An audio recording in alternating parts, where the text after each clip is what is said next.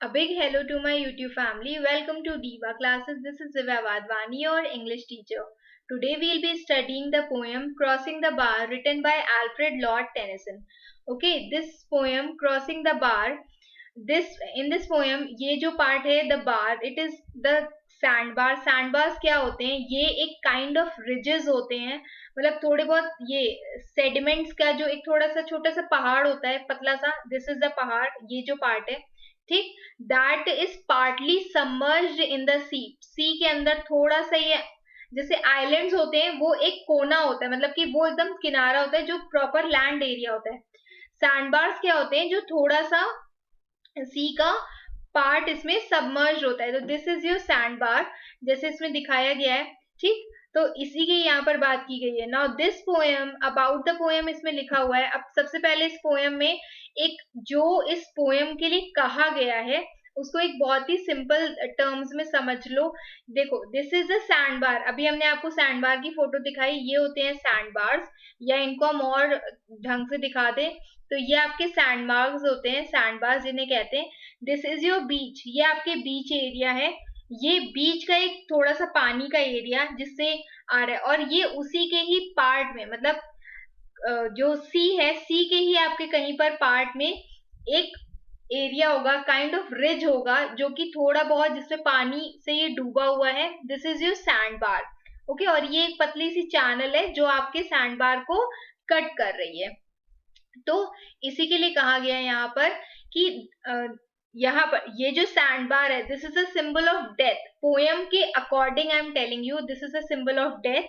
और sand bar से पहले जो आपका बीच पड़ता है जहां पर दीज पीपल आर, जो भी मतलब पोएट है वो अगर किसी भी पर्सन से ये चीज कह रहा है तो जो स्पीकर है वो अभी यहाँ पर बीच में है. और बीच क्या रिप्रेजेंट कर रही है? उसकी लाइफ, उसके लाइफ का ये सिंबल है. और यहाँ इस सैंड बार को क्रॉस करके where he wants to go, he wants to go in the ocean.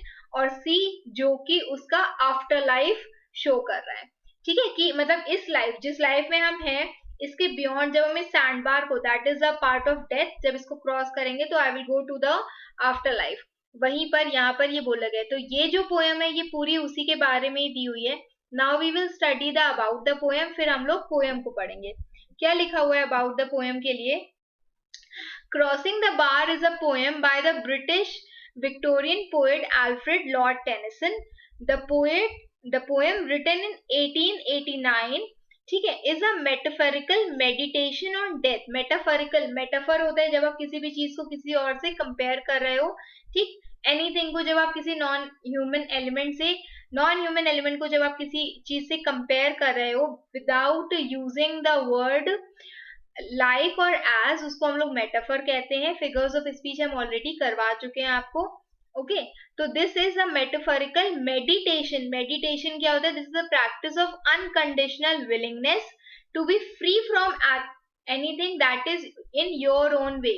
आपके रास्ते में जो चीजें आ रही हैं उससे जब आप उससे जब आप फ्री होना चाहते हो तो वो जो एक अनकंडीशनल विलिंगनेस होती है, तो उसी के लिए यहाँ पर कहा गया है कि ये एक metaphorical something is compare to something, एक मेटाफोरिकल मेडिटेशन है on death. Okay, death is being compare to the sandbars which sees the speaker comparing dying or a certain way of dying to gently crossing the sandbar. जिस poem में आप ये समझोगे कि ये जो डेथ का जो या पूरा प्रोसेस है ये कैसा होता है, it is like crossing the sand bar, जिसकी फोटो भी हमने आपको दिखाई है, between coastal area and the wider sea और ओशन. और ये सैंड बार किस बीच में? जो कोस्टल एरिया या जो बीच है उसके, उस आइलैंड या बीच के, और जो ओशन है, सी या ओशन है, उसके बीच में ये एरिया पड़ता है. कौन सा? जो सैंड बार है, या फिर that is the symbol of death. फिर क्या कहा गया है? In a sense, it is a poem that argues that death is in fact a kind of comfort. यहाँ पर you can see that the poet is not afraid of death. He just finds happiness in it. He says that he is comfortable.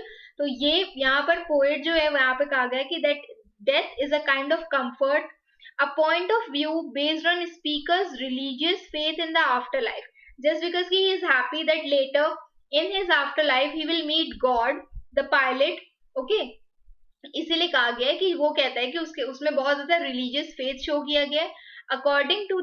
Accordingly the speaker wants to die quietly and gently without fear, reassured by the knowledge that what comes next is a meeting with God, or he wants to die peacefully, gently, without any noise, any chaos, any fear, just because he knows that after this life, what he will get a meeting with the God. Crossing the Bar was written shortly before Tennyson's own death. Tennyson was some around 80 when he wrote this poem. Okay, and it is a poem that Tennyson wanted placed to be placed at the end of all future collections and editions of his poetry. और Tennyson चाहते थे कि ये जो इसकी poem है, ये जितने इसके कलेक्शंस होंगे, फ्यूचर कलेक्शंस और उनके एडिशन, उन सबके एंड में इस पोएम को जरूर मेंशन किया जाए. Okay, now here is the main poem जो आपकी बुक में दी हुई है. Now this PDF I will send you on Telegram. Diva classes, you can join us there. The description box has its link, and ये आपके course की class 12 ISC के course की फॉर द 2023 एग्जामिनेशन की last poem है. इसके अलावा जितनी पोएम्स थी वो हम आपको करवा चुके हैं. ओके, द अदर पोएम्स जो कि Dover beach, we are the music makers, birches and darkling crush, and this is the last poem, तो ये हम करवा दे रहे हैं. Now poetry part will be complete. Story में कोई एक स्टोरी सिर्फ रह गई है, टू बिल्ड अ फायर है शायद. ठीक, अब हम लोग पोएम पढ़ेंगे. क्या लिखा हुआ है? एंड टेम्पेस्ट पूरी की पूरी आप प्लेलिस्ट टेम्पेस्ट से पढ़ सकते हो एज इन लिटरेचर.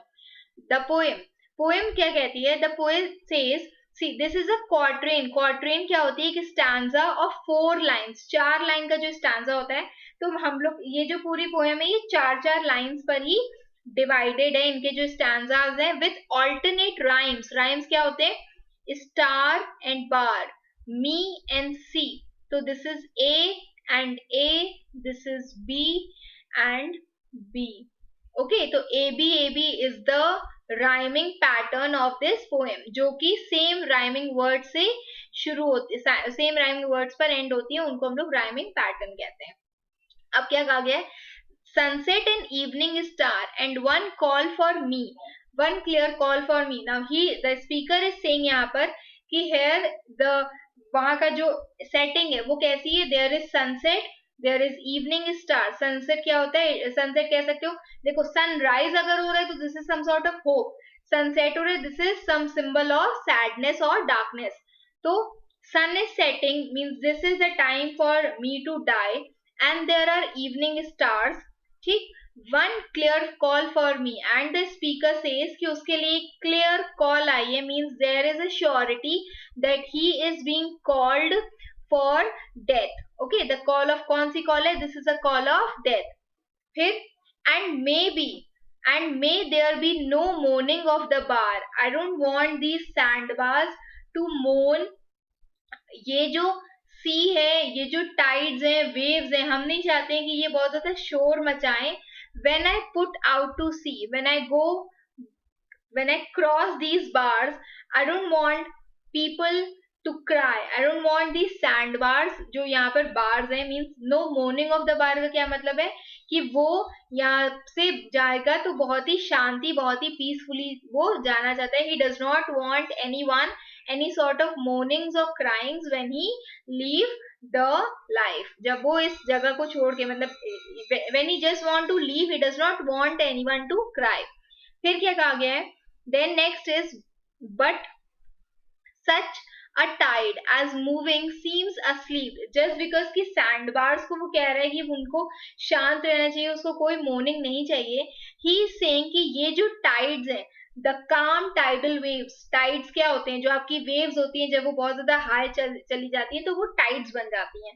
तो उसके लिए कहा गया है but such a tide, ये जो tide या ये जो calm sea waves हैं, as moving seems asleep, वो जैसे चल रही हैं, जैसे कि वो लहरें जो हैं वो जैसे करके लहरा रही हैं. they are seeming that they are asleep, वो ऐसे लग रहा है कि वो सो रही हैं.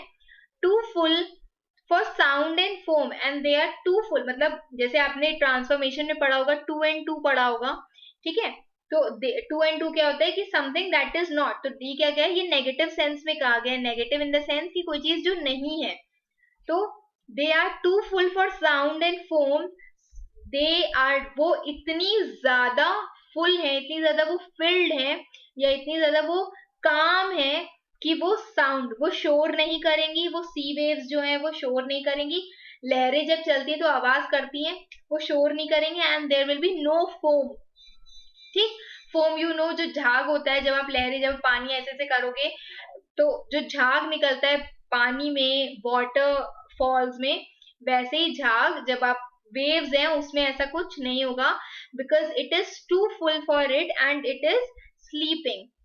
When that which drew from out the boundless deep turns again home, and he is saying that he does not want any sort of mourning.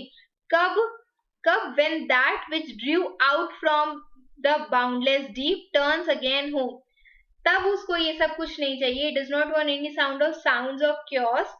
When which drew out, यहाँ पर वो किसकी बात कर रहे हैं, खुद की अपनी, ठीक है, वो अपनी खुद की वो बात कर रहे हैं कि वो जो जमीन से, जो पानी के अंदर से, boundless deep means your oceans, ocean के अंदर से जो निकल करके आया है, it is turns again home, he is going back to home, the place where the poet believes he will go after death. Okay, he is going back to the sea, the ocean, जहां से वो निकल के आया है. When that which drew from out the boundless deep, the person, the speaker who came out from the boundless deep, he turns again home, he go back their home in the afterlife. तो वो उस time पर नहीं चाहता है that there should be any sort of cryings or mournings. फिर next is he says that there is twilight and evening bell. अभी क्या थी, अभी सनसेट था, अब थोड़ी सी डार्कनेस हो गई. कौन सी darkness, the time after the sun has set before it gets completely dark. हल्का सा जो वैसा वाला मौसम होता है, धुंधला सा ऐसे करके, अभी कंप्लीट डार्क नहीं है, still there is some sort of twilight, ठीक. तो इसी, ये जो एक पार्ट है, एक डस्की सा एटमॉस्फेयर है, इसको हम लोग ट्विलाइट बोलते हैं. तो क्या कहा गया है, there are evening, there is twilight this time, जब सन सेट हो गया है, and there is complete dark, उसके बीच का जो टाइम है, and there are evening bells. Evening bells क्या रिप्रेजेंट कर रही है, it represents the sadness and darkness. Okay, and after that the dark, and after this twilight and evening bell, what will come, there will come the dark, the death, final. Okay, फिर there may be no sadness of farewell, and when I leave from this place, I don't want any sort of farewell, I don't want any sort of sadness. मुझे कोई भी these mournings और ये सब नहीं चाहिए, कोई भी sadness नहीं चाहिए. When I embark का क्या मतलब होता है, to go on a ship. यहाँ पर उसका क्या मतलब है, embark means कि जब आप किसी voyage, कोई journey पर जा रहे हो, ठीक, तो यहाँ पे पोएट यहाँ पर क्या कंसिडर कर रहा है, that death is not the final destination by the poet, but rather seems as a new beginning. He is considering कि उसकी ये लाइफ जो एंड हो रही है, इसके बाद उसकी एक और लाइफ है जो बाकी है, ठीक है. That is the theme of death, life and time. तो वो यहाँ पर कह रहा है व्हेन आई एम्बार्क का क्या मतलब है, in general to go on a ship और to go on a voyage. और यहाँ पर इसका क्या मतलब है कि डेथ उसके लिए एक फाइनल डेस्टिनेशन नहीं है. when he will leave this life, he again has a life that is after his death, and that means he has a new beginning. Okay, और उसके बाद इसका लास्ट स्टैंजा है, फॉर दो यहाँ पर ये THOUGH वाला है. फॉर दो from out are born of time and place, means are born means our boundaries of time and place, boundaries or limits of time or place, the flood may bear me far from the boundaries, from the limits, समय और जगह, इस समय इस जगह से उठा करके मुझे कहीं और ले जाया जाएगा, to that place that is beyond boundaries, जिसकी कोई लिमिट नहीं है, उस जगह पर जिसकी कोई प्लेस नहीं, कोई स्पेस नहीं, कोई सीमा नहीं है, ठीक, वहां तक ले जाया जाएगा. कहाँ पे, द फ्लड में बियर मी फार, एंड ये जो फ्लड है, द फ्लड ऑफ डेथ, ये जो पूरा ओशन और सी है, that will bear me far, वो मुझे बहुत दूर ले जाएगा, to my after life, where I hope to see my pilot, where he hopes कि वो अपने God को देखेगा, he has a religious belief कि वो अपने भगवान को वहां पर मिलेगा face to face. Okay, they will meet face to face when I have crossed the bar, and when he has crossed the bar, crossed the sandbar, तो he will meet his god. ये बहुत छोटी सी थी poem. इसमें क्या, यहाँ पर क्या कहा गया, एल्यूजन बोला गया एज हिडन मीनिंग. वाई? क्योंकि यहाँ पर गॉड को, मतलब पायलट को किसके लिए बोला गया, गॉड के लिए बोला गया. तो there is figure of speech, that is allusion. और फिगर ऑफ स्पीच नहीं पढ़ी है, उसको पढ़ लेना. This PDF I will send you on Telegram. Okay, and if there's something you have not understood in this poem, mention it in the comment box. इसकी theme और इसकी poetic devices हम लोग फिर से करेंगे, अलग से करेंगे. Share it with your friends, share it with your best friends, and if there's something you have not understood in this poem in English or in any other topics of English, accounts, commerce or economics, you can mention it in the comment box and we'll surely gonna work on it. And please subscribe to my channel. Thank you.